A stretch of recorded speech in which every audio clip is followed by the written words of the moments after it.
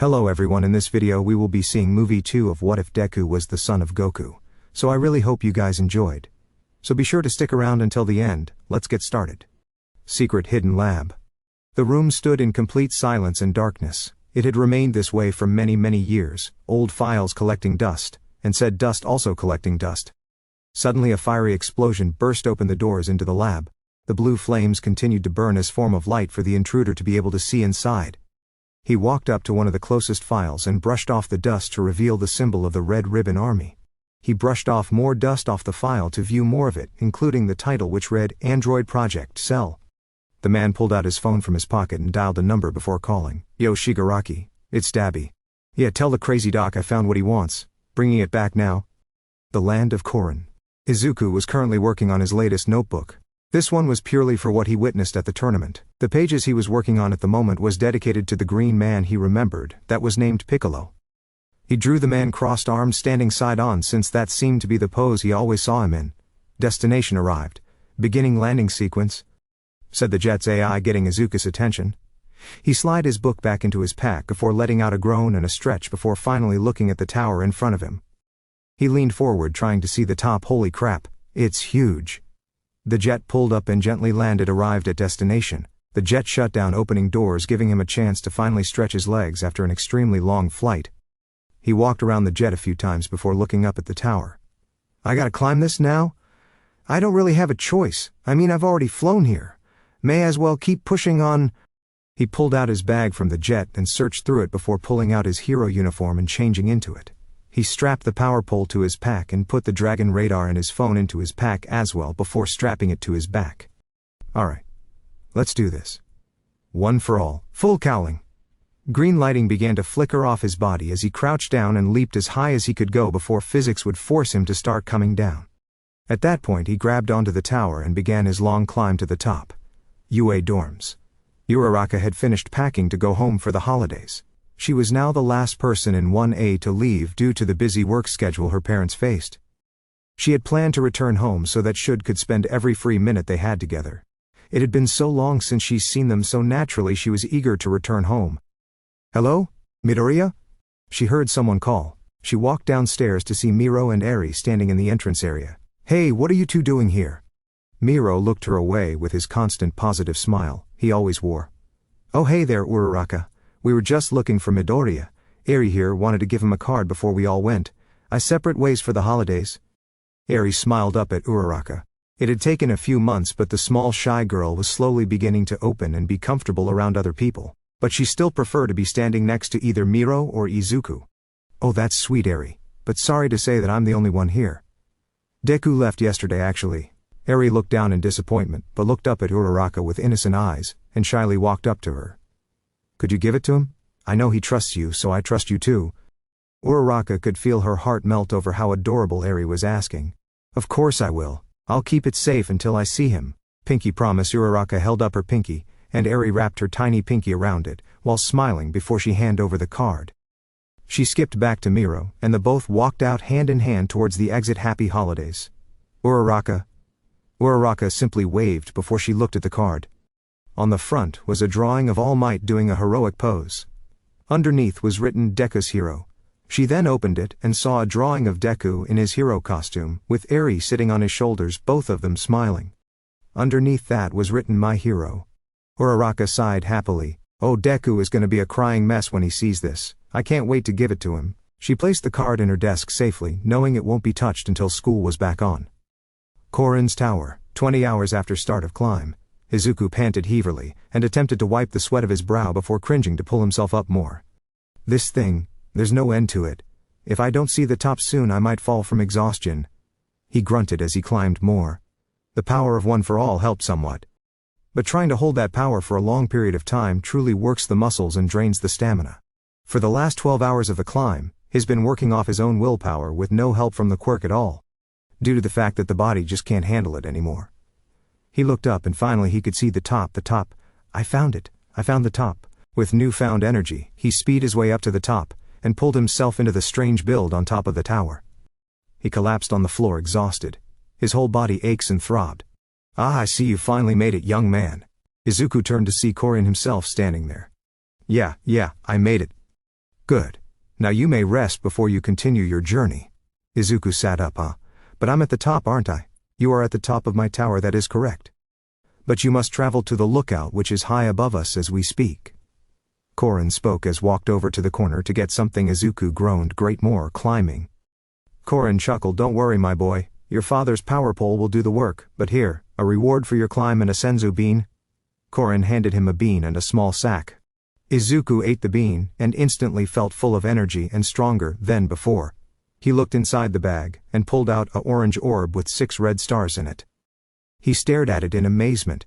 He'd never seen anything like it before. He managed to blink and look at Korin for a moment. This is a Dragon Ball, isn't it? Korin nodded. Yes, it is. Thought it might be easier for you to find this place if I had one. Izuku put the ball back in its sack, then placed it into his pack. How did you know I had a dragon radar?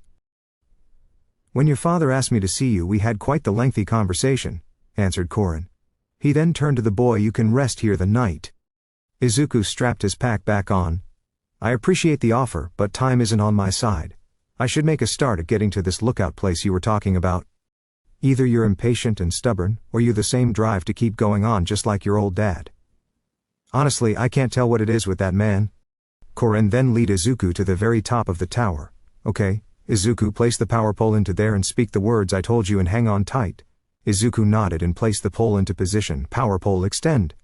The pole glowed red and shot up, sending Izuku flying. Thanks for your help, Korin, he yelled as he rised higher and higher. Good luck, kid, replied the white cat. Hours later. Izuku waited for the pole to connect to what he assumed was the lookout before reaching out onto the ladder and climbing up it. He climbed onto a large temple-like area. It almost looked as spiritual as it felt. He was so caught up at looking at it he didn't notice someone come greet him. Izuku Midoriya, I assume? Izuku turned to see a green person like Piccolo stand before him in robes and holding a staff. Ah yeah, that's me. The man smiled. Pleasure to meet you. I am Dende, guardian of the earth. Izuku went wide-eyed and instantly bowed profusely out of respect. Sorry. Pleasure to meet you, Mr. Guardian. Dende chuckled. Don't worry about it. Just call me Dende. Everyone else does. I'm sure you're eager to begin training, yes? Izuku stood up straight, nodding. Yes, of course. Dende smiled. Yup, you remind of your brother Gohan. Izuku looked at him. Really? You knew my brother? Dende nodded. Of course. Gohan saved me. And thanks to him and your father they also saved my people. But that's a story for later. Your first teacher is waiting. Leave your bag and things here and I'll have Mr. Popo come collect them and bring them to your room. Izuku nodded and followed Dende after dropping his pack. You said first teacher. Does that mean I have more than just my dad teaching me? Dende nodded. It was decided that due to your limited time here, some people are better at teaching certain aspects of what you need to learn than others. Your first teacher was selected because she understands your lack of understanding of ki very much the same way as her. Izuku smiled. They actually put some thought into this. I'm very grateful for all of this, by the way. Dende stopped at the edge of the garden. She's waiting for you here. Dende turned and went on his way as Izuku walked into the garden. They must have picked Nana to train me first. It makes sense since she's basically new to it as well, but obviously knows how to use it. As he turned the corner in the garden he quickly discovered he was indeed very wrong on his guess. In the middle of the garden sitting cross-legged was in fact Gohan's wife. Videl. Videl sat quietly in the garden waiting for Gohan's half-brother to arrive. She remembered back to the days before the battle against Majin Buu, when she was learning about ki energy with her now husband Gohan. She smiled at the found memories and just out of habit produced a tiny light of energy from her hands. She heard footsteps come towards her and the energy faded as she looked over her shoulder to see a mop of dark green hair approach her. She stood up to face him. Let me see if I got this right. Izuku Midoriya, right? The boy nodded in confirmation. Good. I'm Gohan's wife Videl. I'll be helping you get started. The boy smiled. Thank you. We did meet briefly before but you seem different now somehow. She chuckled. I cut my hair. When it's too long it gets in the way when fighting and whatnot. Izuku thought about it for a moment and it made sense. Although there were an equal amount of girls with short and long hair in the hero course, but doesn't seem to get in their way. Shaking the thought away he looked at his new teacher. Okay, what are we doing first? Videl held out her hand and produced another light of energy. Izuku stared in pure wonderment and was speechless. Videl smiled softly at the boy. I'm gonna teach you to bring out your ki energy. Once you learn to do this then you'll be able to begin learning how to do amazing like everyone else around here can do. Izuku blinked as the light faded. That's incredible. What do I need to do though? Videl sat down cross-legged like she was before. Well, first I'll need to work out how to explain what it is you need to be searching for within yourself. This would be easier to do if you have an understanding of martial arts. Izuku sat down opposite her. Actually, after the tournament I took up some martial arts training at school. Videl smiled happily. Oh good. Okay, then now ignoring the whole quirk thing and whatnot, try to explain the whole energy thing through your knowledge of martial arts. Videl crosses her arms and watched the concentrate hard on finding the answer, remembering what he could from kendo and the dumbed down version Uraraka would give him afterwards. It's basically the energy within someone that flows in them. Almost spiritual, in a way. Videl nodded. Very good, but keep in mind that ki energy and spirit energy are different. But Goku can explain that part later. Now I need to calm your mind and empty your thoughts. Breath slowly and search for that little piece of light within you. Then just bring it out. Izuku took a deep breath and followed Videl's instructions. He spent well over an hour searching for the ki energy within him but struggled. Eventually he got frustrated and sighed disappointedly. I can't do it. Videl let out a soft laugh. Of course not. It takes time. I was very much like you. The frustration of failing was mentally frustrating. But I did do it in a day. If I can, you can too, Izuku. He managed to find some new source of motivation and simply resumed his original pose, eyes closed. Find the piece of light within, and bring it out. Wait. What if it's like calling upon one for all? Maybe that's worth of a try. But I just won't call for one for all, I'll call for my own energy. Egg in the microwave? Videl raised a brow, noticing something change about Izuku. Then suddenly light began to glow floating above his palm. Videl grinned. Open your eyes. Izuku did so and saw the light of energy floating. I did it? The light faded, and he leaned forward on his hands exhausted. I actually did it. Videl stood up. Okay, lesson 1 completed. Now time for lesson 2, flight training. Izuku looked up at her with the greatest look of confusion she had ever seen. Wah-huh? She crossed his arms, smirking, and slowly began to float above the ground, raising higher, and before flying around the garden effortlessly, then landing back to original spot. What? You can fly? Videl couldn't help but fall back, holding her ribs, laughing in hysterics. Ha ha ha, oh god, that's the best reaction I've seen, ha ha. Izuku simply stared dumbfounded as she stood rubbing her eyes. Haha, phew. Yes, Izuku, I can fly. Everyone can. Izuku blinked, thinking back to the tournament. But I don't remember anyone flying at the tournament. Oh, that's because during battles in the Null Realm flying is forbidden. At least that's what Gohan explained to me later. Izuku blinked and shook his head back to the fact at hand. He was gonna learn to fly. Okay, how do you fly then? Ki energy. It's the key to the extreme martial arts fighting your brothers and father do. Instead of bringing the energy out as pure light, you simply need to concentrate on making it lift you. It's hard to explain, but once you figure it out, it'll become second nature. Same as riding bike. It becomes instinct that you don't think about. Izuku nodded and closed his eyes, concentrating like he was before. This will take a bit longer to work out, Izuku, so be patient. He nodded understandingly, and proceeded to attempt to control his energy. 3 hours later, Izuku had somehow managed to float above the ground and slowly gained elevation. He was now currently trying to work out how to move around. Videl explained that is like swimming but minus the kicking and moving of the arms and stuff. Basically trying to get momentum in the direction you want by leaning and sending the energy that direction. More and more time passed and eventually he became an adequate flyer. This was something he never thought he or anyone could do, be able to fly without any assistance from a quirk. To say he was thrilled with this achievement would be an understatement. But he was struggling with the whole landing part. Usually his method would be him losing balance, thus causing him to trip on the way down, landing face first. Videl felt confident with his progress that she was willing to do the third and final lesson Izuku had with her. Okay, hero boy, time for you last lesson. Izuku sat up, rubbing his nose before looking at her. What's the final lesson? She smirked devilishly and floated a few feet in the air, taking up a fighting stance, flight combat. Izuku blinked, thinking he misheard. Wait, what? She charged at him, throwing a kick which he barely dodged. Come Izuku, start flying. The first person to touch the ground loses. Izuku began to fly in a panic as Videl continued her offensive, making Izuku panic, not used to fighting in such a manner, especially since he could fighting upside down or sideways or anything in between. Videl landed a hit into his stomach, making him lose concentration for that split moment, making him fall. He managed to compose himself and stop falling. Deciding the best defense is an offense, he charged at Videl using fighting techniques that Kendo taught him. Videl couldn't help but smile at how well he was learning, but it was very clear he was still a greenhorn. She grabbed his leg from his attempted kick and threw him into the garden, crashing hard. He sat up, groaning, damn. That's hard. Videl landed in front of him. Yeah, but you'll get used to it with practice. You've done amazingly well considering you managed to defend against me after only just learning flight a few hours ago. He sighed but smiled considering that he did make a big achievement. He doesn't know anyone with the ability to fly without the assistance of a quirk involved. Videl helped him up from his crater, and on that note, I've taught you everything I can. Congratulations, Izuku. You passed Videl's energy flight training. Just gotta continue practicing and training. I've done all I can for you. He bowed respectful for her. Thank you so much, Videl. It means a lot. She gave him a thumbs up. No problem. You go rest up now. I'll go find Dende so he can talk to Goku about getting me back to the others and starting your next part of training. Izuku, right. Which way do I go to my room? Oh, I'll show you the way. Videl and Izuku turned towards the direction of the person who answered. Izuku looked at man who was literally black wearing a turban. The man honestly looked a little odd, but Izuku felt guilty as he couldn't help a nagging feeling that calling the man literally black was racist. But honestly, there was no other way to describe him. Izuku, this is Mr. Popo. He looks after the lookout and cares for Dende as well as his guests. He's got some martial arts talent as well, said Videl as she introduced him.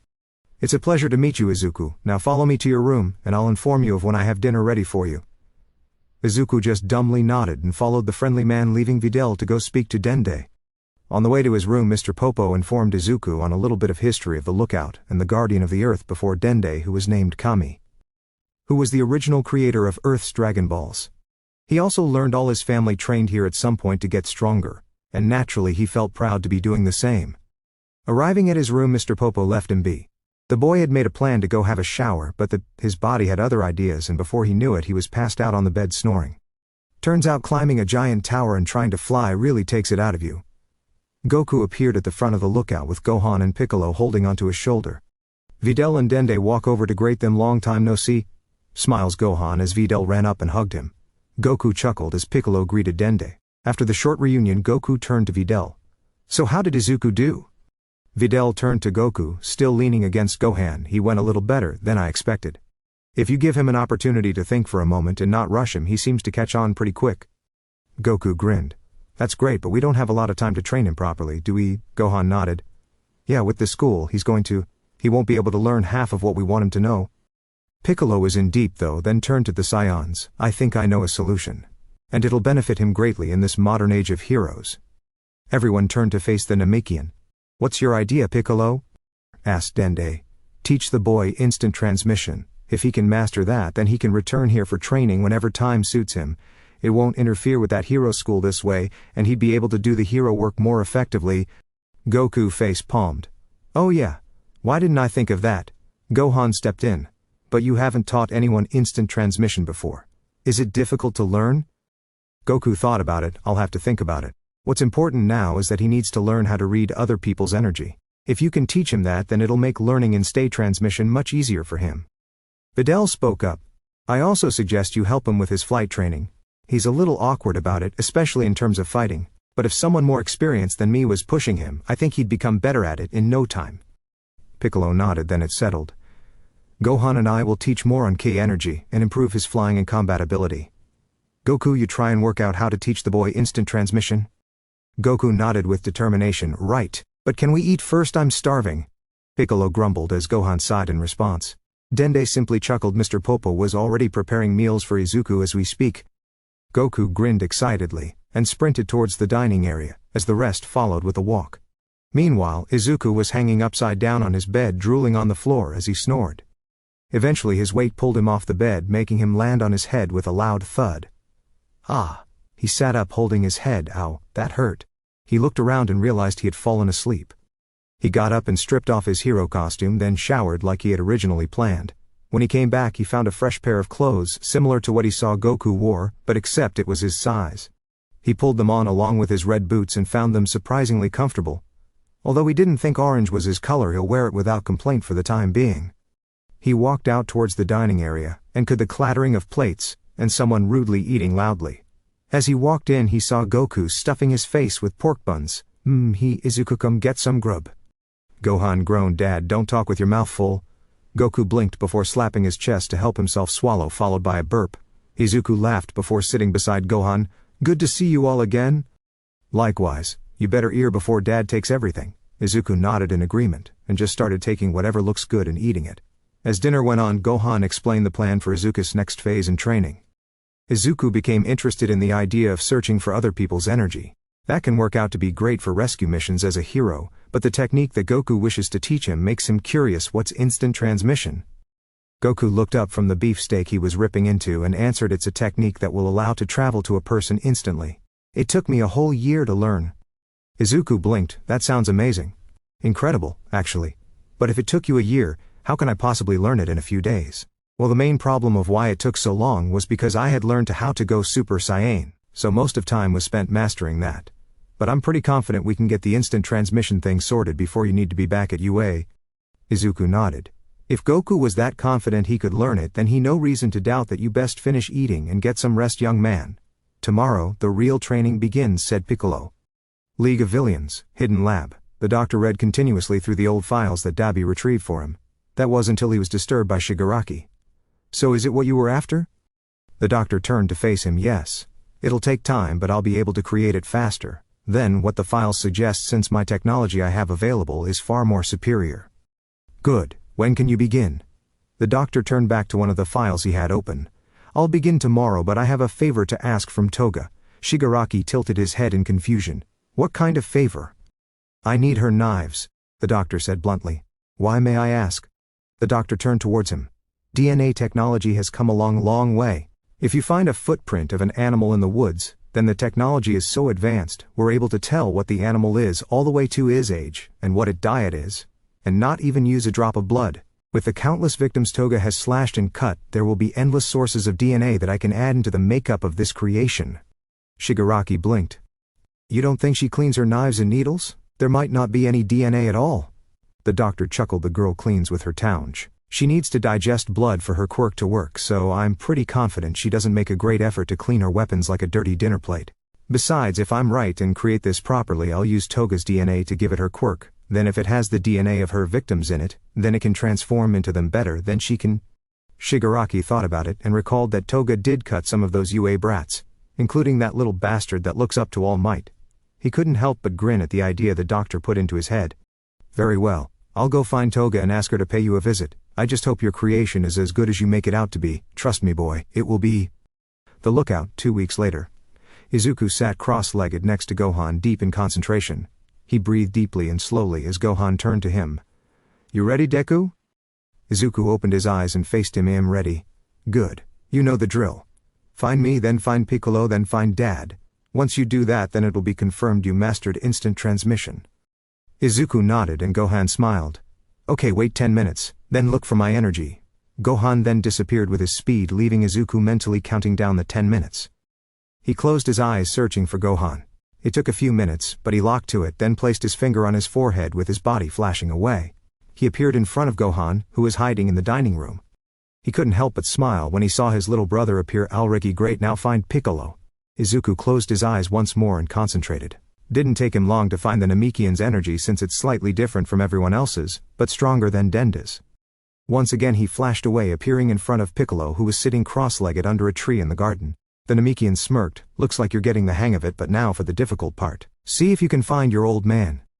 Okay, just give me a sec. He closed his eyes as he had done before and concentrated. When he couldn't find Goku, he expanded his searching range. He did this for about 15 minutes. Piccolo was about to speak some words of advice, but he disappeared before he could get a word out. Supreme Kai World. Izuku opened his eyes and found Goku sitting with some strange-looking people in a large open meadow. Izuku looked around and realized the color of the sky seemed to be purple. Well, looks like you passed the test, Izuku. He turned to face Goku, who was walking up to him. Well done. All your hard work really paid off. I'm proud of you. Izuku smiled but couldn't help but look around the place he was. Where are we? One of the strangers walked over. This is the sacred world of the Kais. Goku turned to introduce him. Izuku. This is the Supreme Kai Shin. He's basically the ruler of our universe. Izuku panicked and bowed before him. It's pleased to meet you, Mr. Supreme Kai, sir.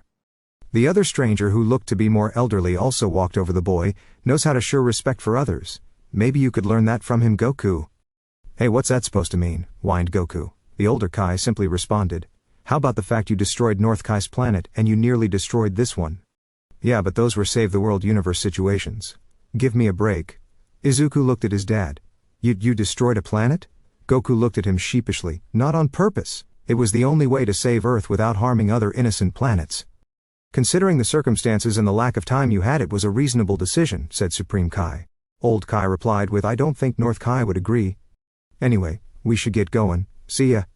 Goku quickly used his instant transmission and transported him and Izuku back to the lookout. Earth, lookout.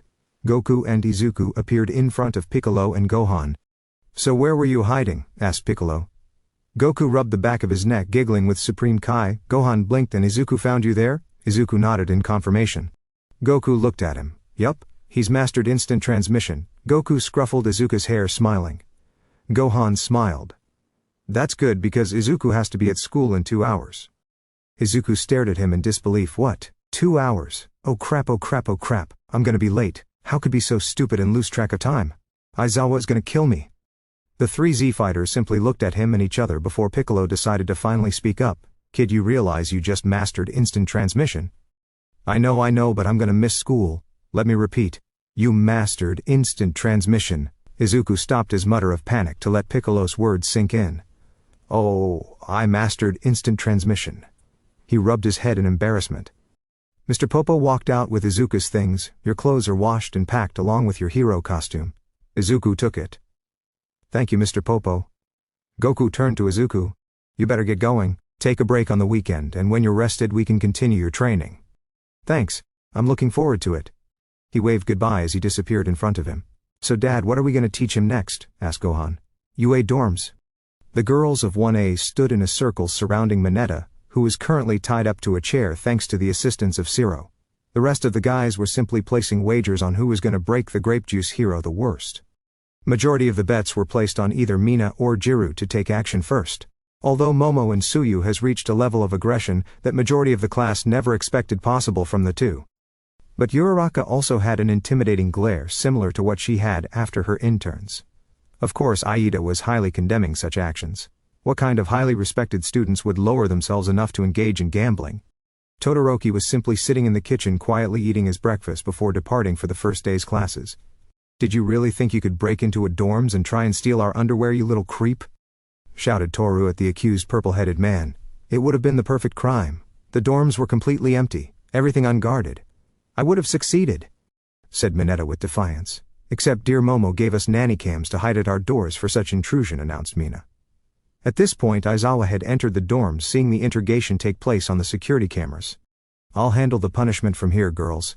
Remember, you still have classes to go to. And I expect to see you all in roll call on time since you're all awake. The girls backed away, allowing Aizawa to use his capturing scarf to drag away Mineta. At this moment Izuku suddenly appeared in the middle of everyone, still wearing his orange gi. Because of his new outfit, he wasn't immediately recognized, this causing everyone to take up a fighting stance, with Mina shooting her acid and Bakugo firing an explosion. Izuku screamed in a panic and jumped in the air, floating near the ceiling. Wait, it's me, Deku. Everyone stared in confusion. Momo turned to Uraraka. Did you activate your quirk on him? Uraraka simply shook her head, no, staring in wonderment. It began to settle in what Izuku was doing. He gently floated and landed on the staircase. He smiled shyly and gave a little wave before sprinting to his room. Did Midoriya just fly? Asked Suyu, which was followed by Kirishima asking, and how did he just appear out of nowhere? The whole class was puzzled except Bakugo, who had already developed a theory of what's going on. Aizawa, however, was just as confused as his students. You can all worry about that later. Remember, you have roll call soon. He exited the building with Mineta dragged behind him. Izuku stood with Haz back to the door, panting, crap. What am I going to tell them? Should I tell them the truth? They probably won't even believe me, and no doubt they assume it's something quirk related. A solid knock came from his door. Open up, Deku. He recognized the voice as Bakugo and quickly let him in, shutting the door behind him. He stood in the room, arms crossed, staring down Izuku. I'm gonna assume what you just did there has something to do with One for All, he said bluntly. To be honest, it's nothing to do with that, Izuku shyly answered. Bakugo raised a brow. What you mean? Did you somehow inherit another quirk, you damn nerd? No, I didn't, honestly. I just learnt it from training with my dad and brother. Bakugo paused. He couldn't remember Deku's father since he can't remember him being around and never ever saw a brother. In fact, he was certain he was an only child. Deku, you lived alone with your mom the whole time I've known. You better start making sense real soon before I blow you to Kingdom Come. Okay, calm down, I'll tell you everything. From there, Izuku explained how he fought in a tournament, and meet his real father, then went to the lookout to undergo some training. As he listened to the story, Bakugo began to notice that Deku had acted differently, and did take an interest in martial arts. So, this key energy thing, everyone has it, but since Quirks come along it's the ancient mystical secret bullcrap. Izuku nodded, confirming it, and demonstrated by making an energy of pure light float above his hand, just like when Videl taught him anyone can use it if they train hard enough. From what I've seen, this power can be more powerful than Quirks themselves. Bakugo thought about it. I don't think it's smart if people found out about this K thing. It'll just be another weapon in the villain's arsenal if they find out about it and work out how to use it. Izuku thought about it and agreed with him, but now he had to think of a way to explain his flight and instant transmission. While he was thinking this over, Bakugo already made a move to leave and was opening the door. Oh, and Deku. He looked up at the ash blonde boy for a moment. Next time you go off to do this training I want in, got it? Izuku simply nodded, and Bakugo left, slamming the door shut behind him, leaving Izuku on his own. Uraraka had intended to give Deku the card Eri made for him, but in doing so couldn't help but eavesdrop on the conversation between him and Bakugo. She's certain that she had heard more than she was meant to. Especially about something Bakugo mentioned about One for All. She decided that she needed to speak to Deku about all this, but would have to do it in a manner that was more private and secure. At least that way any secrets could be kept trustingly, she thought. Bakugo left Deku's room, and never noticed her standing behind him as he left. She waited patiently with her main goal of keeping her promise to Eri. Suddenly the door opened to Deku in his school uniform, struggling to do his tie. He looked up to see her. Uraraka, what are you doing here? She smiled softly at him, and held up the card towards him, keeping a promise. He looked confused and looked the card and the drawings on it. Uraraka watched his eyes get watery, and a happy smile grow on his face. He slowly turned the waterworks on and she hugged him. They held each other for a few moments, before he let go, sniffling and wiping his eyes. I'll have to thank her for that. Thank you for this, Uraraka. He managed to spit out between his sobs as he places the card amongst his action figures to be displayed. It was no trouble at all, Deku. Listen, I need to talk to you. Izuku stiffened, and turned to look at her. Talk about what? She looked around hesitantly before answering. It's about what you did earlier, as well as your trip and your conversation with Bakugo. She stepped into his room, looking up at him. I know you got secrets, so we'll talk about this somewhere more private after school, okay? Izuku nodded, and Uraraka turned to leave his room while he grabbed his bag to follow. Mach City A, hours later. All Might stood alongside 13 and Aizawa as Class 1A appeared in their costumes for the day's lesson. Alright students, today you'll be working on rescue training. This will be a test of speed and efficiency, announced Aizawa. You'll be randomly selected to rescue one of your fellow classmates that will be hidden somewhere within the city. You won't know who you'll be rescuing till your time starts. Continued 13. All Might stepped forward with a box. Come grab a ball. Each ball has a letter on it, either A or B. Those who get A will be the rescuers. Those who get B will be the ones in need of rescuing. The class all walked through, and each collected their balls. Izuku got an A ball, so went and joined the rest of the rescuing team with All Might and Aizawa leading them away. As soon as they arrived at the starting area, Aizawa turned to his selection of students. Alright, none of the students being rescued are aware of who will be rescuing them. Only you will know. They'll have 15 minutes to prepare and hide. Then you'll be given the name of who you'll rescue. Then immediately begin the exercise. All Might watched Izuku closely. Alright, young Midoriya. What benefit has the training with your father given you? At the end of the 15 minutes the students got given a sheet of paper each with the name of who they need to rescue. Izuku read his paper, seeing he needed to rescue Uraraka. Alright, the exercise begins now, said Aizawa as the alarm rang to signal the start of the test. Everyone charged towards the city immediately, looking for their fellow classmates. Izuku, however, simply closed his eyes and concentrated search for Uraraka's energy. All Might and Aizawa looked at each other in confusion, then back to the boy. He opened his eyes, smirking confidently there. He placed his finger on his forehead and disappeared. Aizawa's eyes widened again, surprised by what he saw, while the shock All Might was given was causing him to have another coughing fit, spewing blood. Uraraka sat in an office building overlooking the city. She could see Aida speeding around the streets and Bakugo searching the rooftops from the air. She sighed, leaning against a desk, waiting until Izuku appeared in front of her. The sudden arrival of the green-haired hero in training caused her to scream in surprise and active her quirk on herself. She floated around the room and Deku floated up to her. Sorry, Uraraka, I didn't mean to scare you. He gently grabbed her wrist and floated down low enough for her to deactivate her quirk. She was blushing brightly. Okay, you got a lot to explain, Deku. He chuckled nervously. I'll explain everything when we talk later. Okay. He blushed after realizing what he's about to ask her. Right now I'll need you to hold my hand. Uraraka blushed even more and gently grasped his hand. They both smiled shyly at each other before looking away. So why are we holding hands? Not that I don't mind or anything. He places a finger to his forehead, you'll see. He closed his eyes and searched for All Might's, and Aizawa's energy locking into them, then activating his instant transmission. All Might had just finished recovering from his coughing fit until Midoriya and Uraraka appeared in front of him. Once again the old pro had a panic attack, having an instant coughing fit. God damn it, Midoriya! You're gonna kill me one day. Izuku had a freak-out moment. Sorry. All Might. Aizawa stepped forward. Well, you're the first to pass the test, Midoriya, although I'm curious to know about this new ability of yours. All Might wiped his mouth and stood beside him. I think we need to have a discussion with the rest of the UA faculty, Midoriya. Your new abilities are related to your trip over winter break, correct? Izuku nodded in response. All Might looked at the boy. Then you'll need to meet us in Nezu's office to discuss this. Okay. But I request Uraraka and Bakugo join me. They are already somewhat aware of my training. Aizawa agreed. Very well, but for now you two only just arrived here before whoever back next to avoid suspicion. You already caused a scene this morning in the dorms. No need to raise questions any further. Midoriya and Uraraka agreed with him, and began the patient wait for the upcoming meeting with the UA staff. Izuku, Bakugo, and Uraraka stood the teachers' meeting room with the teachers themselves, with Principal Nezu at the center. Izuku explained his new training in the same manner he explained to All Might and Bakugo. The teachers listened with interest and were keen to put these new abilities to the test. Nezu was the first to speak. If you don't mind, Mr. Midoriya, we would like to test these new abilities of yours. A minor demonstration if you don't mind. Izuku agreed, and a TV screen appeared and showed live footage of the support room. It showed Mei Hatsume working on one of her projects, not noticing anything happening around her. As you're aware, the support room is across campus. With the live footage, this will be a perfect way for you to show us this instant transmission ability, said Nezu casually. Izuku nodded understandingly, and closed his eyes, searching for Hatsume's energy. Everyone, including his fellow students, watched him carefully.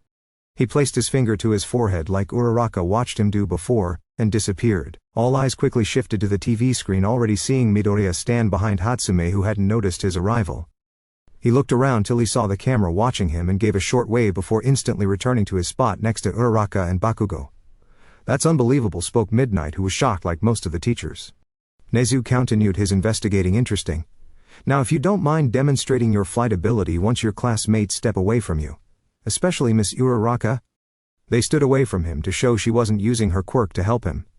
Then he began to float gently and fly slow around the room, and stopped hovering above the desk, showing he had control of this ability too. Nezu turned to Aizawa. If you don't mind, Eraserhead, could you use your quirk? Aizawa nodded, and looked at the boy activating his quirk, and took away the boy's quirk. But he remained floating and gently moved around to prove so before landing softly. Well, it's not a quirk, that's for sure, declared Aizawa, leaving his fellow staff members speechless. Nezu went into deep thought. This is indeed an interesting development, but I feel this is something to keep secret about until further notice. Mr. Midoriya, you plan on continuing this training, correct? Izuku nodded. Yes, sir. Nezu nodded. I'll allow it, but only if you agree to my terms. The teachers and students looked at each other in confusion, but allowed the principal to continue. You must take at least one teacher with you to supervise. Also, I believe this may benefit young Irai in some way. She has failed to understand learning her quirk using traditional and standard methods. So I feel it wouldn't hurt with some spiritual guidance from your martial arts friends.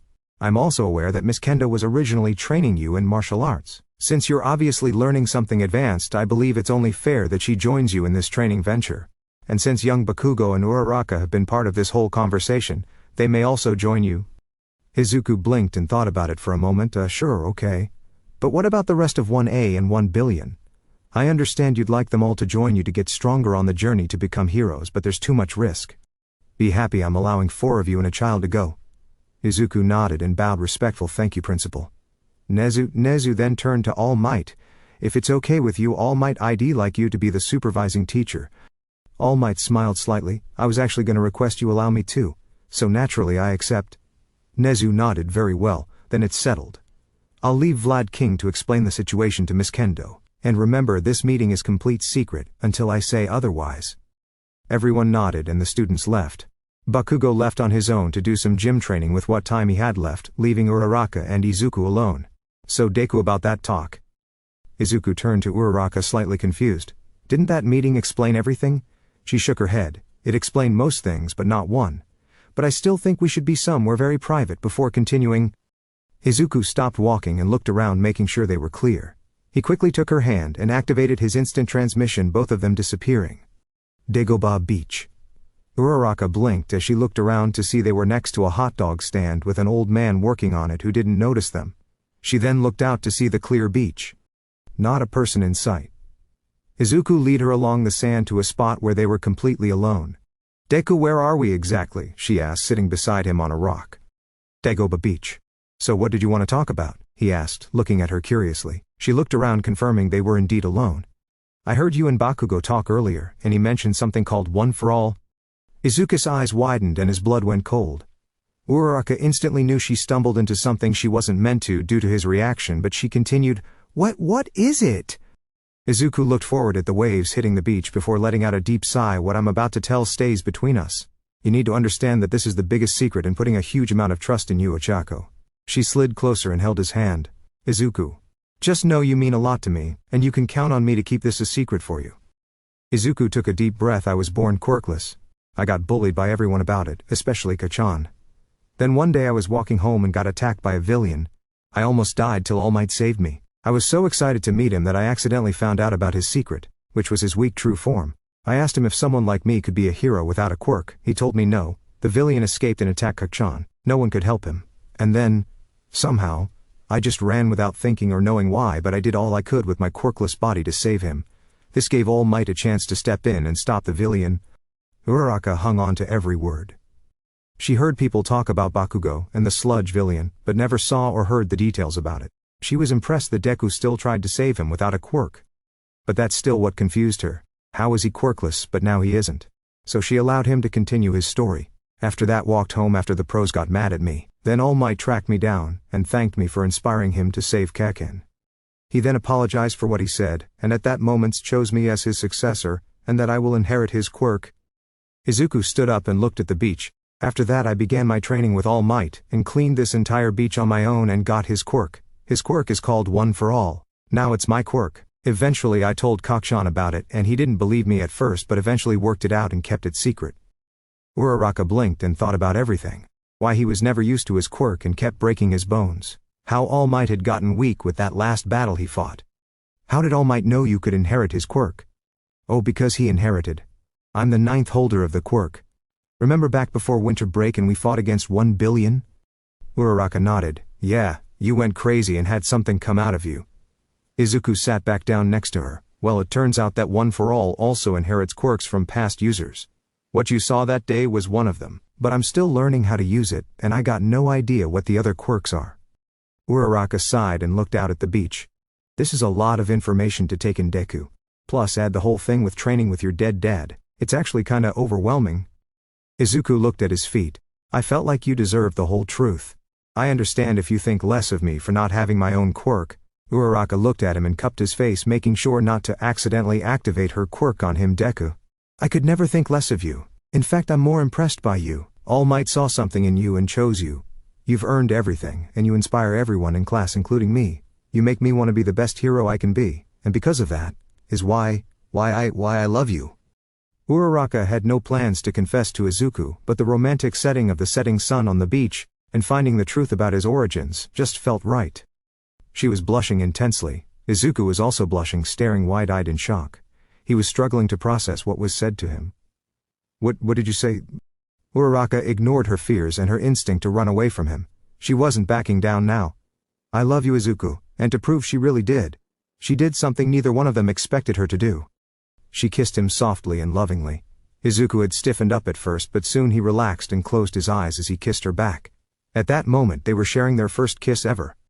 When they pulled away they were both blushing, but somehow were smiling, not at all embarrassed by what they did. No one spoke, so Uraraka rested her head on his shoulder, and he put his arm around her, and continued watching the sunset together.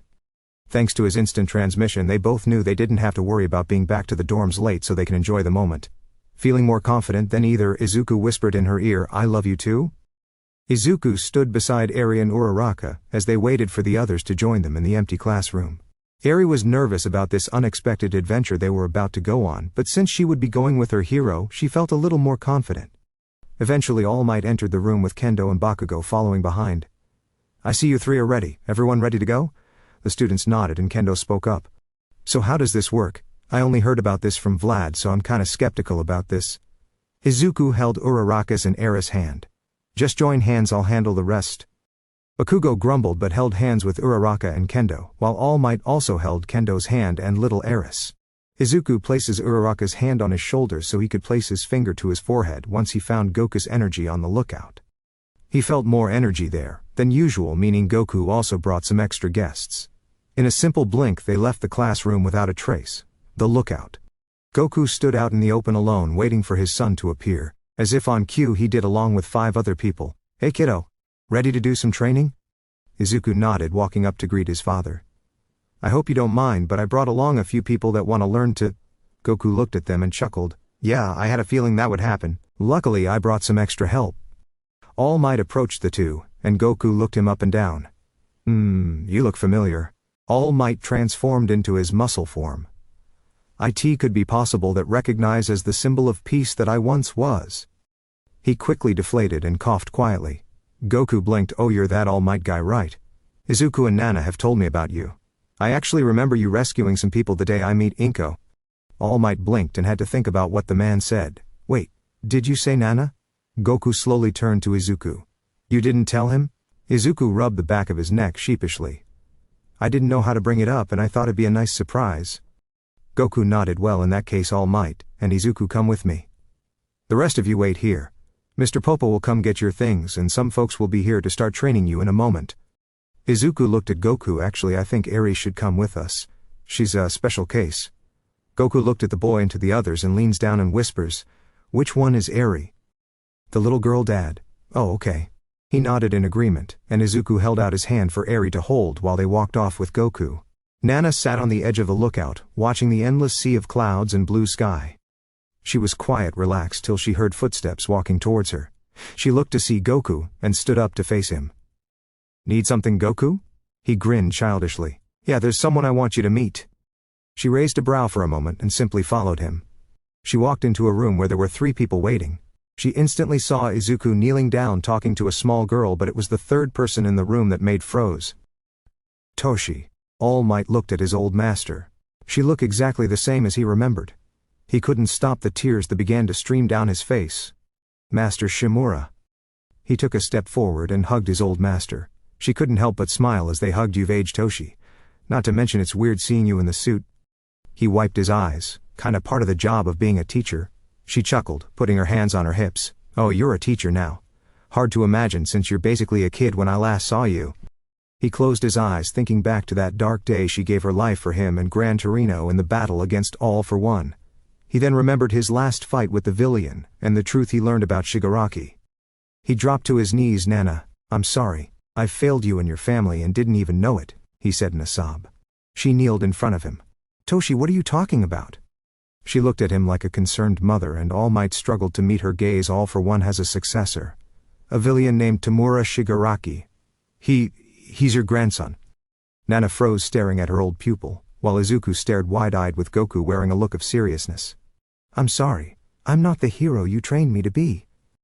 Goku walked to Izuku, and signaled him to leave the room with him.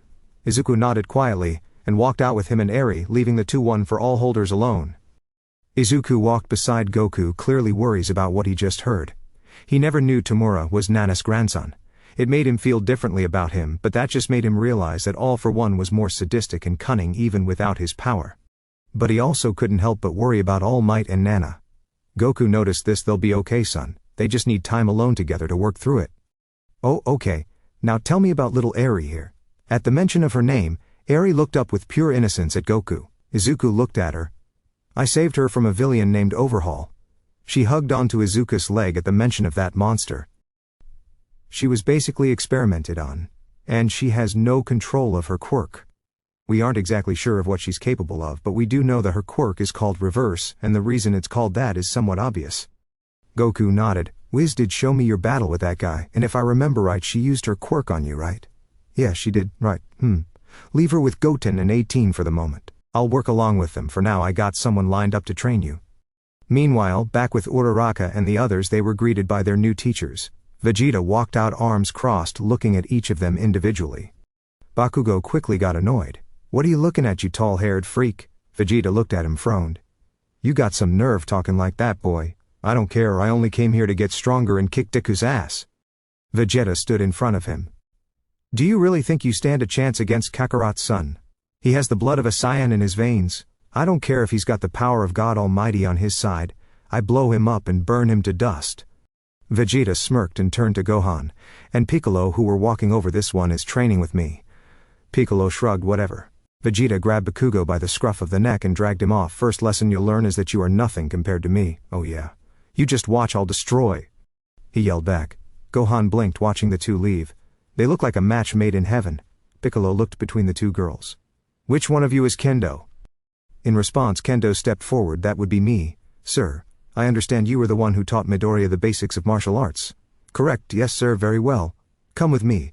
Let's see if I can teach you a thing or two. He began walking off. Uraraka and Kendo shared a look before Kendo walked up, following him. Well, that just leaves you and me then. I'm Gohan, Izuku's big brother. Uraraka turned to face him. Oh, I'm Ochako, Uraraka. She bowed out of respect. Ah, you're the girl Izuku saved at the entrance test, right? The girl with the zero-gravity quirk? She nodded. Yup, that's me. Great. Izuku has told me a lot about you, so let's get started, Gohan said, sitting on the ground. Uraraka did the same kind of, feeling surprised that Deku talked about her. Although it shouldn't be greatly surprising since they pretty confessed their love of each other not long ago, but they were keeping that secret. North Kai Planet. Goku and Izuku appeared on the tiny planet. Izuku was just about to look at his surroundings until his body dragged him down, hitting the ground face first. Goku turned to look at his son struggle to get to his feet. What the hell is going on? I can barely move. Oh yeah. I've gotten so used to coming here, I'm used to the gravity here, so I guess it's obvious to notice that this planet has 10 times the gravity that on Earth. Izuku kept landing on all fours due to the weight he was under. How can be so used to something like this? Well, I did train in 100 times gravity when I traveled to Namek. Izuku simply stared at his father in disbelief till he heard a voice. Oh no. No, what are you doing here? He looked up to see a strange-looking blue man in glasses yell at Goku. Hey King Kai! Don't. Hey King Kai, me. Every time you show up something gets destroyed. You're banned from here, remember? Hey, take it easy, they were all accidents. Izuku slowly realized that this is the North Kai that the old Kai was talking about. Besides, I won't be here for long. I was hoping you could teach my son. King Kai looked at Goku, then the boy who was struggling to stay standing on his feet. This kid? Goku nodded. Yup, this is my son Izuku. King Kai sighed. Fine, he can stay, but only if you leave right now. Okay, fine. Good Izuku. And with that, Goku was gone. So kid, if I'm training then I'll train you like your father. Izuku nodded. That sounds fair. Which means you must first pass a test. Izuku stood up as best he can with determination. I'll handle it. Good, make me laugh. Izuku fell flat on the ground. Are you serious? King Kai nodded. It is compulsory that all who come here seeking my training must pass this test. Goku did it, and even Piccolo did. Izuku blinked at the thought of Piccolo telling a joke. It sounded impossible. Quick boy, or I'll get your father to come back here and take you. Izuku sat up. Okay, just give me a second. Izuku went into deep thought, trying to think of a joke. It was rather difficult since all his knowledge was on how to be a hero and not how to be a comedian. Eventually he thought of one. It wasn't great, but it should do the trick. Okay, so there was a drunk walking down the street and he sees another drunk with a sack. The first drunk says, "Hey, what do you have in your sack?" The other drunk replies, "Hedgehogs." I got hedgehogs in my sack. The first drunk says, "How many do you have?" The second drunk answers, I'm not going to tell you. The first drunk thinks for a moment and says, "If I can guess how many hedgehogs you have in your sack, can I have one of them?" And the other drunk replies, "Geez, you can have them both." King Kai stared at the boy for a few seconds. Izuku began to fear that the joke wasn't good enough and immediately began to try and think up another, but was interrupted by King Kai's delayed reaction. He. Bah. Izuku sighed in relief as King Kai rolled around laughing uncontrollably. Oh boy, that was a good one, kid. Now we can get straight into training. Your first task will help you get used to the intense gravity here. Izuku nodded, forcing himself back up. Okay, what is it? Catch Bubbles. Izuku blinked. Bubbles. King Kai turned around. Bubbles. Get over here. Then a large monkey ran over to greet them. "This is Bubbles. Now run away, Bubbles." Bubbles did so, and Izuku activates full cowling and launched forward, instantly grabbing Bubbles. King Kai stared in awe. "Hey, how'd you do that?" Izuku fell back on the ground with the weight of Bubbles, feeling like he was being crushed. That was my quirk. It gives me a power boost." King Kai nodded. "Interesting. Very clever, but the training won't have any effect on you if you relied on this quirk thing. You must catch Bubbles with your own body's physical abilities." Izuku nodded and let go of Bubbles so that he can try to catch him again. Weeks later, League of Villains hidden lab. Where am I? What am I? I feel wet. Everything around me is wet. I need to get out of this thing. A loud crash of glass and flooding of water filled the silence of the lab. The doctor instantly ran to the tube. He watched as the figure exited the tube. It was average in Higgett with human skin but colored dark green. It had a long reptile-like tail with a stinger on it. Apart from that little feature, it looked perfectly human with the exception of it having no genitalia. "Where am I?" it asked. The doctor stepped towards it. "In my lab." "Why am I here?" It looked at its hands. "What am I?" The doctor explained. "Because you were born and created here. You have only just gained consciousness. You are a creation of a combination of an android known as Cell and my Nomus." The creature turned to its creator father. "What is my purpose?" Before the doctor could answer, another voice entered the room. "Your purpose is to destroy the symbol of peace and become the symbol of destruction," answered Shigaraki as he walked in behind the doctor. The creature nodded, understanding. "What is my name?" Shigaraki stepped in front of the creature, thinking, "I'm gonna call you Death Might, the Lookout." Eri looked at the people around her as they watched her curiously. To say she felt intimidated was an understatement, but fortunately All Might was there, so she felt somewhat safe knowing he was close by in a room full of strangers. 18 looked at the girl, then to Goku. "Tell me again why you think I can help." Goku was sitting cross-legged in front of the little girl and looked up at 18. "Well, you got experimented on and stuff, so I thought you'd have the most expert opinion on this stuff." She sighed. "I got turned into a weapon. Dr. Jero had 16 other androids before me and 17, so our process was a bit more smoother since he was somewhat good at what he does. But this child, she's been through something traumatic, on a level I don't think we will be able to understand." Goku frowned. "Damn, I told Izuku we'd help her. At the moment Dende came into the room. Maybe I can help?" Goten looked up from his father and the little white-haired girl. "What you got in mind?"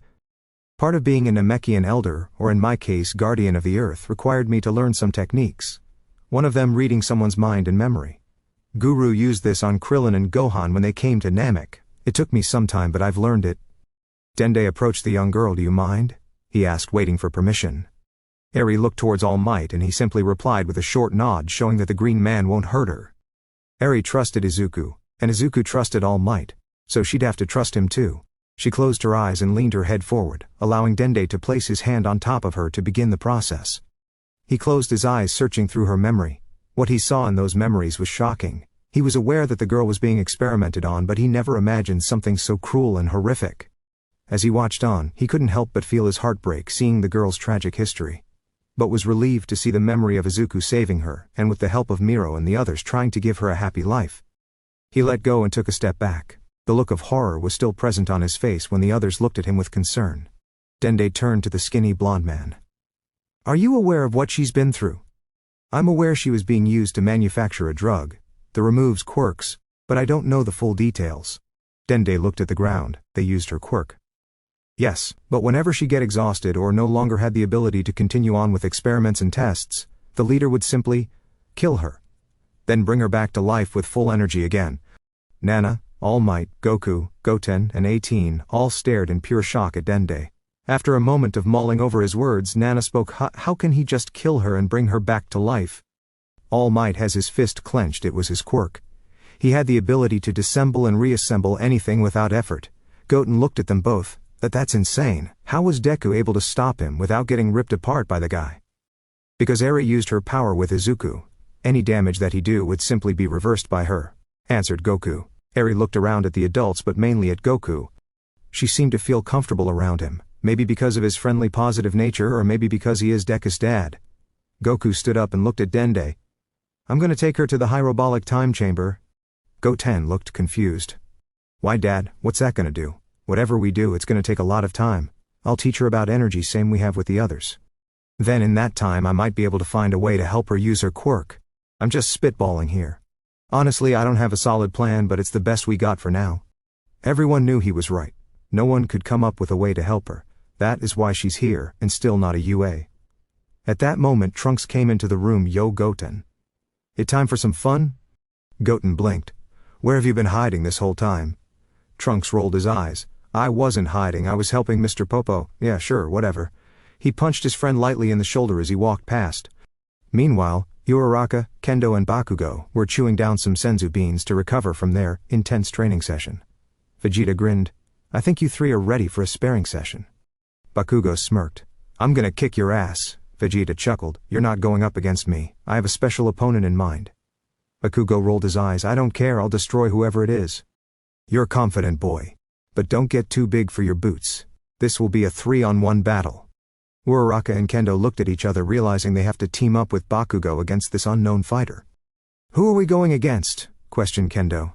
Boys, get your asses over here, yelled Vegeta, and on cue Trunks and Goten appeared. Bakugo frowned. Hey, what the hell, you said this was 3-on-1 not 3-on-2. Not that it matters, I'll beat them both on my own. Vegeta chuckled again. Oh, it's gonna be 3-on-1. Alright. Isn't that right, boys? Whatever you say, Dad, smiled Trunks with a smirking Goten beside him. They both took up a strange pose. Phew, Uraraka blinked. They're dancing? Sion? Kendo stared just as confused. What are they doing? Ha! They disappeared in a flash of light. Where the boys once stood was replaced with another boy who looked strangely familiar to them. Only took a moment for Bakugo to realize that this guy's the two boys. What the hell? How the fuck you do that? We just did a little thing called fusion. So you three newbies have to face the combined wrath of Trunks and Goten wrapped up into the totally awesome ass-kicking Goten kicks. Kendo stared in both amazement and fear. I think we're screwed. Uraraka nodded in agreement. If we're fighting him. What the hell is Deku doing? North Kai's planet. Hold still, yelled Izuku as he swung a hammer and missing his target. Ooh, I felt the breeze on that one, said the little grasshopper. You keep mocking me, I'm gonna crush you like the bug. You are Gregory. Your father said something similar and he still missed. In frustration, Izuku swung the hammer once again, missing Gregory, but did happen to smash the windscreen of King Kai's car. King Kai watched as he fought back the tears, seeing his car get destroyed for what could possibly be the 10th time. He's just like his father. Ah. League of Villains hideout. Death Might looked around his surroundings, then closed his eyes, concentrating. Turn into something cute, asked Toga, who was sitting on a box waiting to see what the fancy Nomas could do. One of the quirks DM had was the ability to look into memories through the DNA that's either part of his being or through DNA that he's consumed, in the same way Toga's transformation quirk works.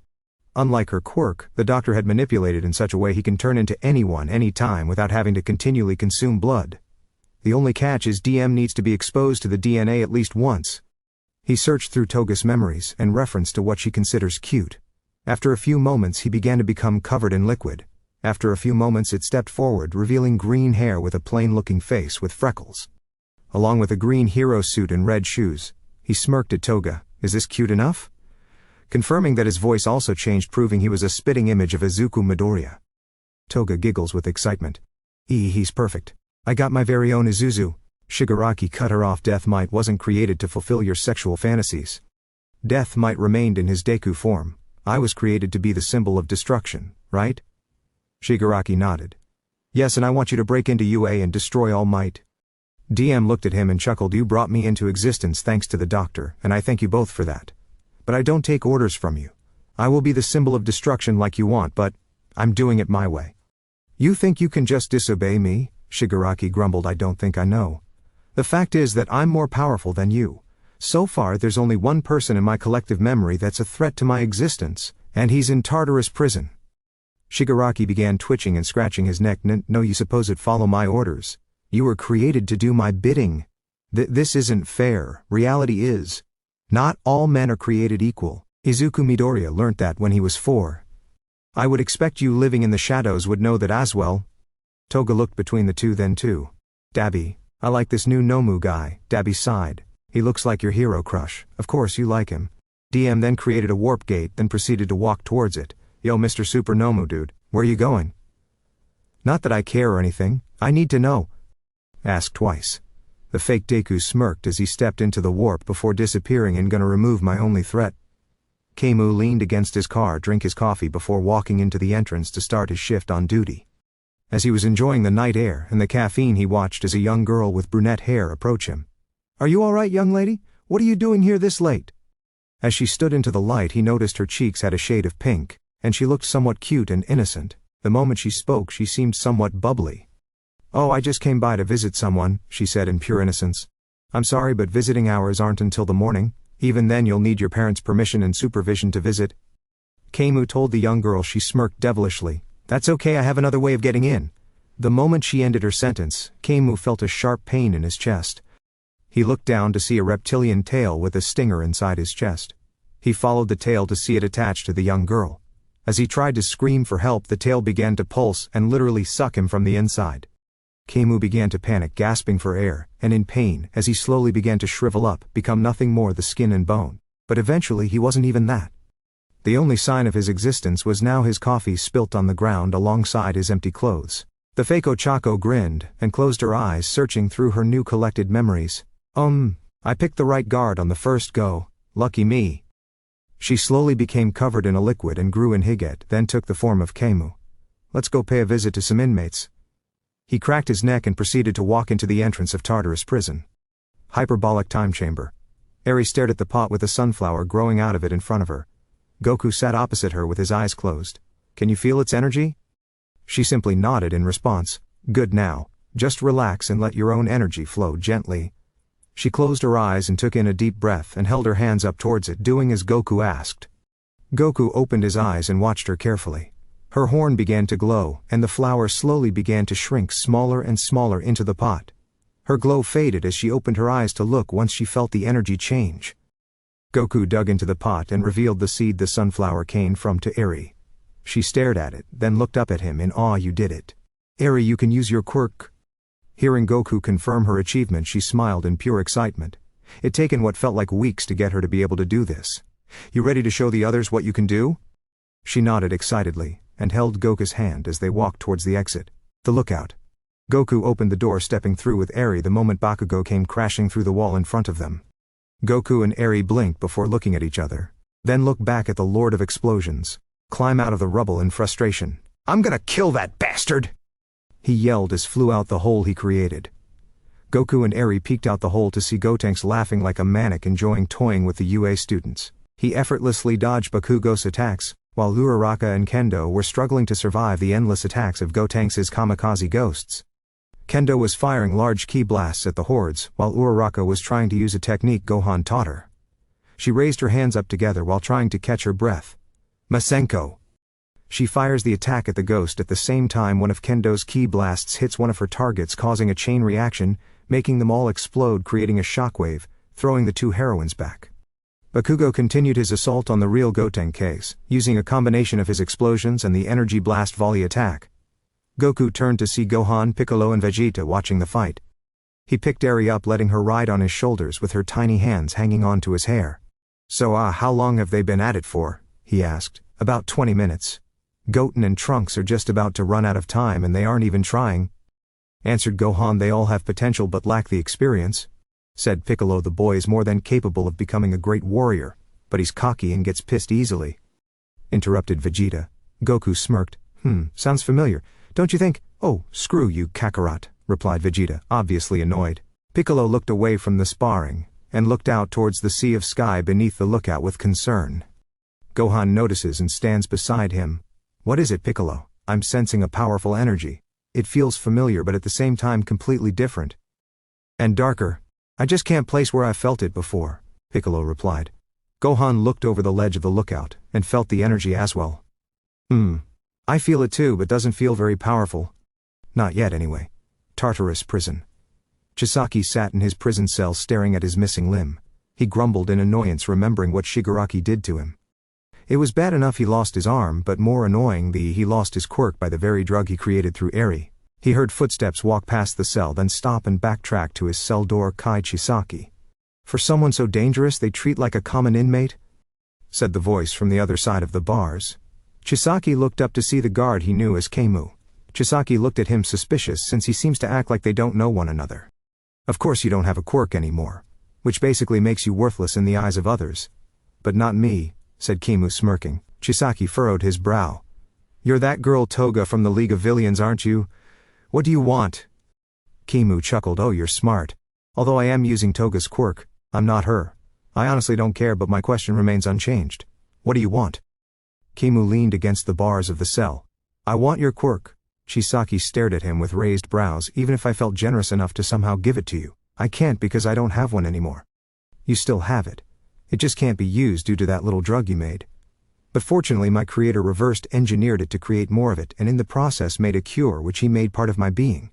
Similar to getting a vaccination, the drug won't work on me. So when I absorb you, my cells will undo the damage your drug has done.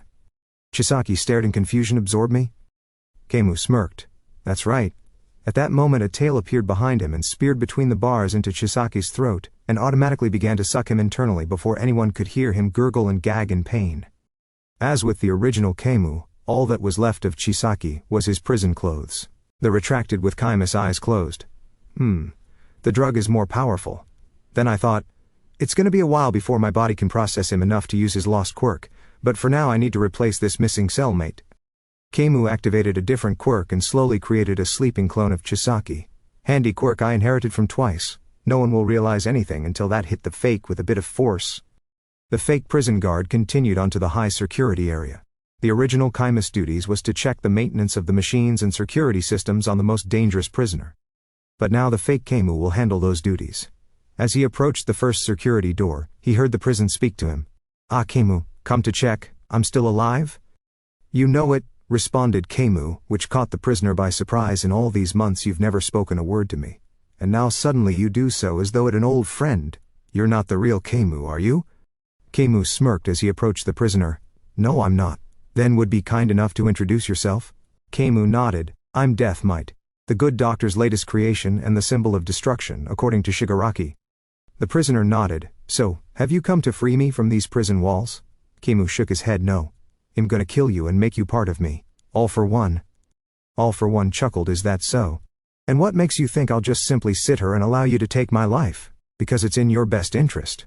With the memories I have collected in my mind, I can come up with a pretty good plan to destroy not only people's faith in heroes but the faith heroes have in each other.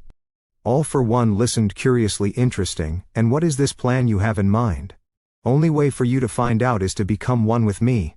I have your DNA in me already, but it's not strong enough. I need all of you to help master the quirks I acquire, and to fulfill the purpose of my creation, and suppose I agree to join you. How do you plan on escaping? I replace you with a clone and walk out the front door. Easy. Especially since the building has been having issues with the cameras lately, according to Kaima's memories. It seems you have thought this through. As long as you do become this symbol of destruction and destroy All Might, and the new inheritor of One for All, then I'll join you. Keimu smirked and jammed his tail into All for One's chest and begun to absorb him. All for One simply chuckled until he was no longer able in his skin and bone form, then eventually became nothing. As quick as he absorbed him, he replaced him with a clone. The clone looked chuckled. You don't mess around. How long before they found out I'm not real? Keimu turned to leave. No idea. You'll just have to wait and see. As Keimu walked through the monitoring area, one of the guards grabbed his attention. Yo Keimu, this surveillance interferences are just getting worse. You'll be going in there with backup until we can get this fixed up. Understood. I have completed my tasks in here anyway, he replied. You were in there a while. Did he say anything? Asked the other guard. Nah, just sat there smirking like a creep. I gotta go to the restroom. I'll talk to you guys later, responded Keimu. The other guards nodded in response and continued trying to fix the monitoring station. Keimu stepped into the restroom and confirmed he was alone before transforming back into his true form. Finally, I can relax a little. Now then, I'll start working on the next plan, announced Death Might to himself as he opened up another warp gate, walking into it. Back to class, Kendo vs. Bakugo. Izuku stood amongst his friends staring in amazement. He had completed his training with King Kai as well as learning some interesting new techniques that'll give him an edge. But now he was watching young Eri using her quirk to repair the damage done by Bakugo and the others during their sparring session with Gotenkus. With the last piece of debris returned to its original place in the wall, Eri sighed in relief, smiling at her work, while the UA students and All Might stared in awe. Goku stood beside them, smiling proudly. She's still got a long way to go, but she's got the basics of understanding her quirk down. I'll leave the rest to you then, All Might. All Might looked at Goku for a moment, then back to Eri. Sure. Hopefully we guide her along the right path. Goku nodded and turned to the UA students. Well, we've taught all we can for now. The best you guys can do is continue training on your own and perfect what you've learned here. Uraraka and Kendo nodded proudly and determined to continue getting stronger. Bakugo, however, just grumbled, "When I get back here, I'm gonna tear that 2-for-1 freak apart." Goten chuckled. "You're more than welcome to try. We didn't even go Super Saiyan, so you got a long way to go before you can even scratch us," replied Trunks. Before Bakugo could explode in anger and charge at them, Kendo karate chopped him, knocking him out. Uraraka and Izuku stared in disbelief at how easily she took him out. She noticed them looking and shrugged. "I did it to Monoma, enough times it's like second nature."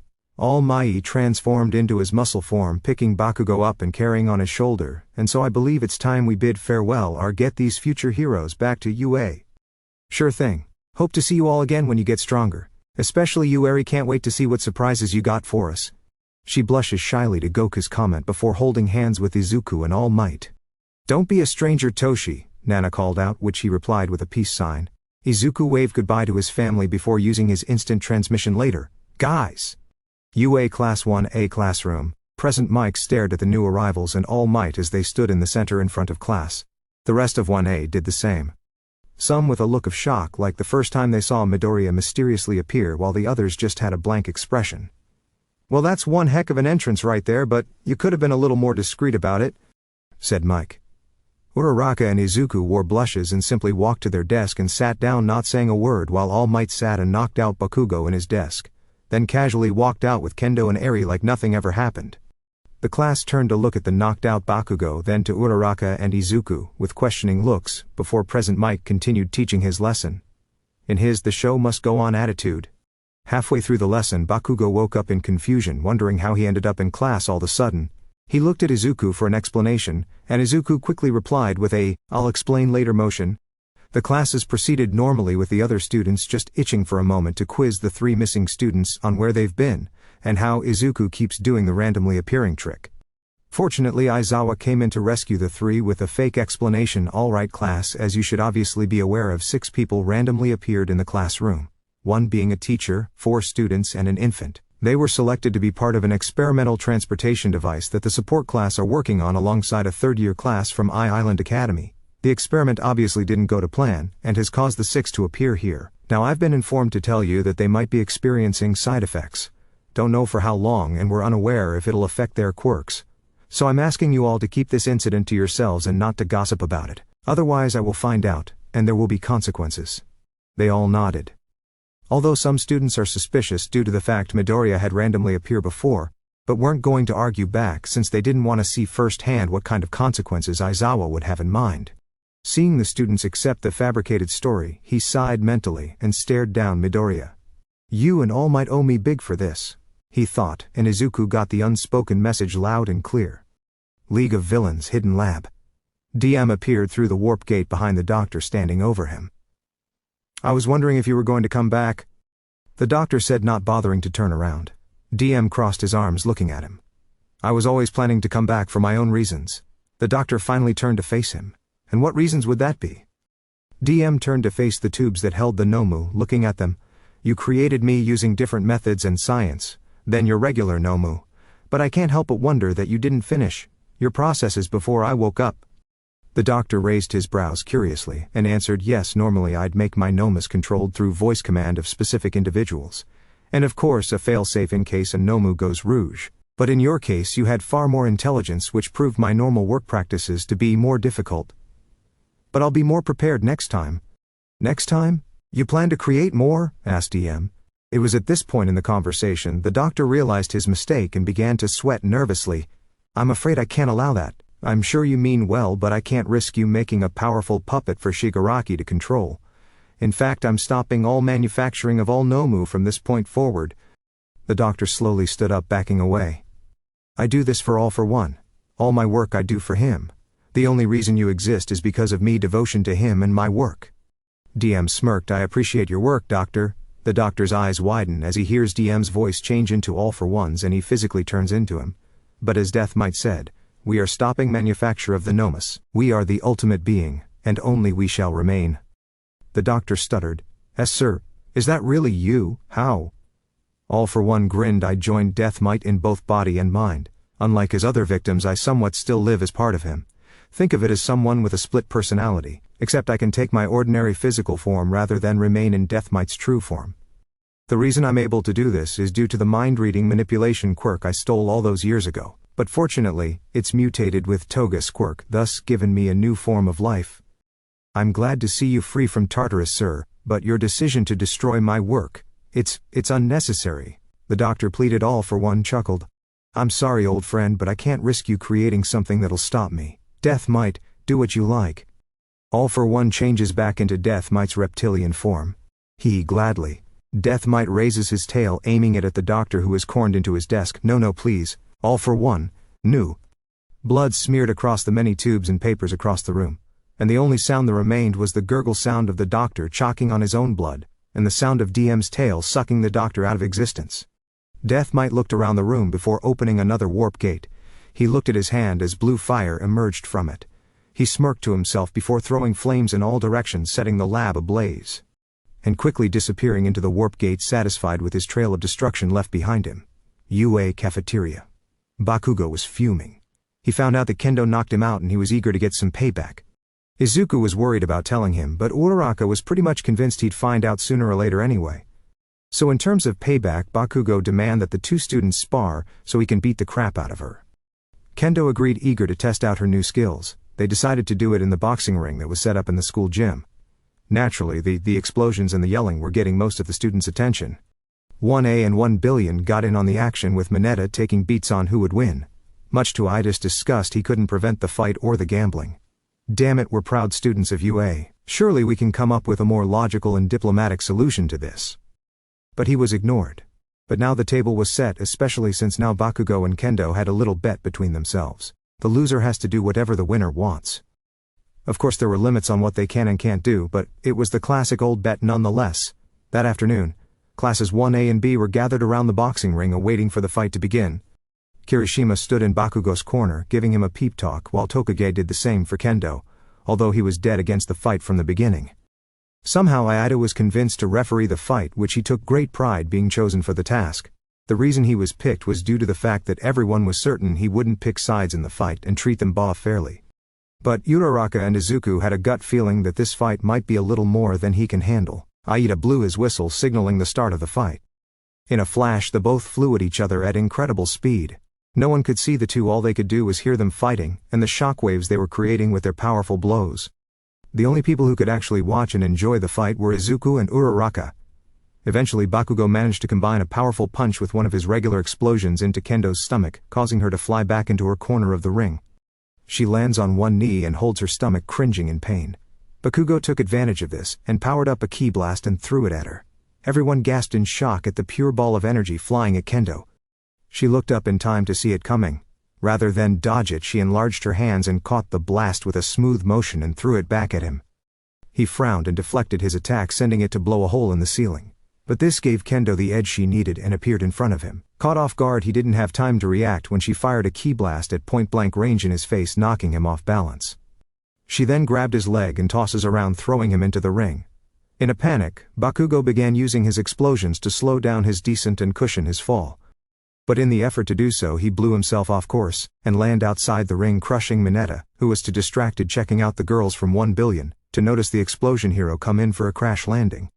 Everyone from both classes watches in mixture of unbelievable amazement and confusion, as Kendo gently floated down, landing in the center of the ring. She then turned with her hands on her hips, looking at Ida, and coughed to get his attention. He quickly shakes his head from his daze and announces Bakugo landed outside of the ring. Kendo wins the match. Everyone from Class 1B and the girls from Class 1A cheered for Kendo. The boys of Class 1A weren't game to say anything in case they had to feel the wrath of Bakugo's rage and tantrum. Kirishima helped the ash-blonde boy with the assistance of Izuku and Kaminari, trying to pull Mineta off his back. It was fair to assume Mineta was in a good mood when Bakugo landed on him, because his ball are super sticky, and the knocked-out grape hero was well and truly stuck on the most feared hero in 1A. Kendo walked over, arms crossed, watching in amusement, waiting for Bakugo to notice her. He looked up and grumbled, not happy that he lost. Okay, Gingerhead, you won. Know what's my punishment? She chuckled. Let me think. She put her hand to her chin in a thinking manner, which just annoyed the boy more. Oh, for fuck's sake, just tell me. Geez, you're impatient. Okay then. You Bakugo of the Class 1, a hero course must take me out on a date. What? Everyone yelled. Bakugo blinked at her before responding, You gotta be kidding me. Really? She smirked and nodded. Yup, I'll let you handle what we're gonna do. Just be sure to let me know when we're going. She winked before turning to leave with the rest of Class 1 billion who were flat out questioning her why she did that. Class 1A watched 1B leave it. It was completely silent for a few moments until Mineta spoke. You lucky son of a bitch. Kirishima, Kaminari and Midoriya looked at each other in fear before quickly diving out of the way of Bakugo's raging fury of attacks as he continually punched and exploded the purple stain that was on him, until it no longer had the ability to move or speak, and eventually fell to the ground twitching. Bakugo sat on his bed still grumbling. Can't believe I'm actually doing this. Hey, look on the bright side, bro. You got a date with one of the hottest girls in UA? Said Kirishima, trying to keep a positive mood. Yeah, whatever, Bakugo replies, laying back anyway. Just take her to a movie and get some food somewhere, and most importantly be yourself, added Kaminari.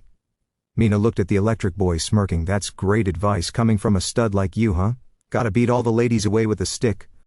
Everyone laughed at the comment, causing Kaminari to look down, getting serious a burn. Bakugo rolled his eyes and got off his bed, grabbing a black hoodie, pulling it on. Let's get this over with. I'll see you losers later. Mina leaned up against Kirishima. Look at that. Our sweet Bakugo is going on his first date. Our little Lord Explosion Murder is growing up so fast. Kirishima wiped away his fake tears. One more comment from any of you and I'll make sure you share a bed next to Mineta, Bakugo growled at the two before storming out. Mina held back a giggle before getting up to leave. As she and the others began to walk out of Bakugo's room, she bumps into Uraraka. Oh, sorry. Hey, what you doing up here anyway? Uraraka blinked and began to panic. Nothing. I was daydreaming and forgot I was doing bye. She quickly turned around and ran for the stairs before anyone could stop her.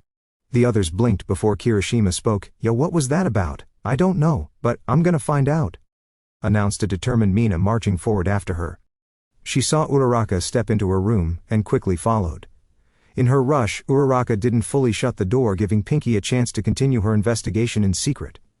As she peeled through the gap in the door, she listened to Uraraka talking to someone on the phone. Hey, I couldn't get to your room. Everyone was standing outside Bakugo's room. Yeah. So you think you can try and meet me here in my room? As Uraraka finished her sentence, Izuku appeared in front of her, holding his phone to his ear. I can do that, no worries. She rolled her eyes, giggling as she hung up. So you ready to go? Yeah, ready when you are, replied Izuku as he pocketed his phone and held out his hand. Uraraka smiled and took his hand, and they both disappeared. Mina stared and looked around the room, confirming they were well and truly gone.